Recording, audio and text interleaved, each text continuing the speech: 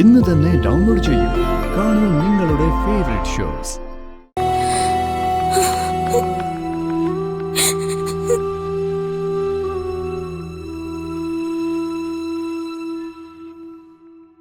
എന്തിനാ വീട്ടിൽ നിന്ന് ഇറങ്ങിപ്പോയത്? എന്റെ ജീവിതത്തിലെ ഈ നല്ല മുഹൂർത്തത്തിൽ ഞാൻ ഏറ്റവും കൂടുതൽ ആഗ്രഹിച്ചത് അച്ഛൻ എന്റെ കൂടെ വേണമെന്ന് മാത്രോ.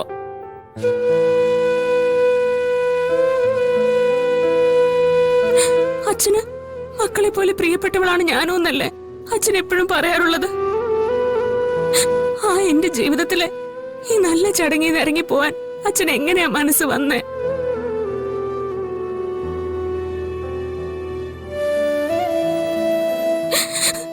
അച്ഛന് ഇഷ്ടമല്ലെങ്കിൽ ഈ ചടങ്ങ് എനിക്ക് വേണ്ട.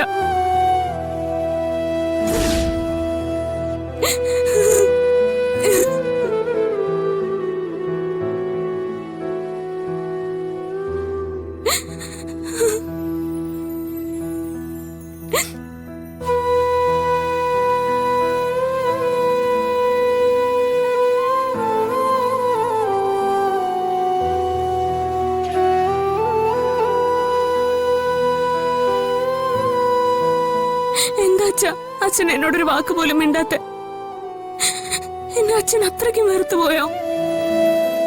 എനിക്കാരോടും ഒരു വെറുപ്പുമില്ല. പറയാനുള്ളതൊക്കെ എല്ലാരോടും ഞാൻ മുമ്പേ പറഞ്ഞതാ. എന്റെ മാനസികാവസ്ഥ കൂടി എന്റെ മക്കള് കണക്കിലെടുക്കണമായിരുന്നു.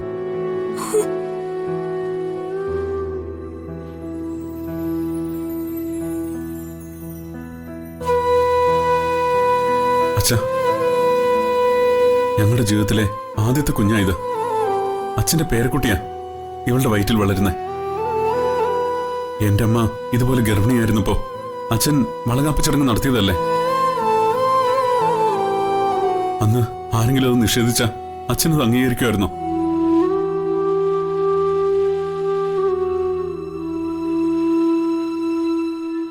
ആരെങ്കിലും എന്തെങ്കിലും ജാതകദോഷത്തിന്റെ പേരും പറഞ്ഞ് ആ കുഞ്ഞിനെ ഒറ്റപ്പെടുത്താൻ ശ്രമിച്ചിരുന്നെങ്കിൽ അച്ഛനെന്ന് എന്ത് ചെയ്യുമായിരുന്നു?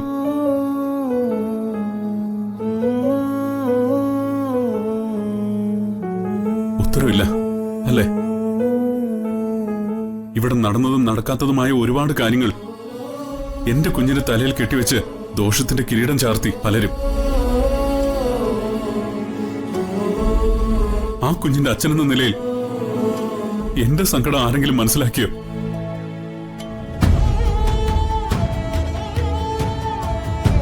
ആ കുഞ്ഞിനെ ഗർഭം ധരിച്ച അമ്മയുടെ സങ്കടം എന്തേ ആരും മനസ്സിലാക്കാതെ പോയി? സ്നേഹയുടെ പ്രഗ്നൻസി മുതൽ കമ്പനിയിലെ തീപിടുത്തം ഉണ്ടായതുവരെ എല്ലാം എന്റെ ഭാര്യയുടെയും ഈ കുഞ്ഞിന്റെയും തലയെ കെട്ടിവെക്കാൻ ശ്രമിക്കുന്നതിൽ എന്തെങ്കിലും ന്യായമുണ്ടോ?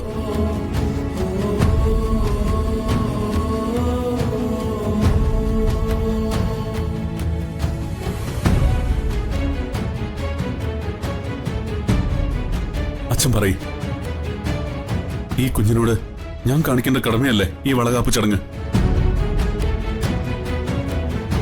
അച്ഛൻ അച്ഛന്റെ മക്കൾക്ക് വേണ്ടി ചെയ്തത് എന്റെ കുഞ്ഞുങ്ങൾക്ക് വേണ്ടി ചെയ്യാനുള്ള അവകാശം എനിക്കില്ലേ?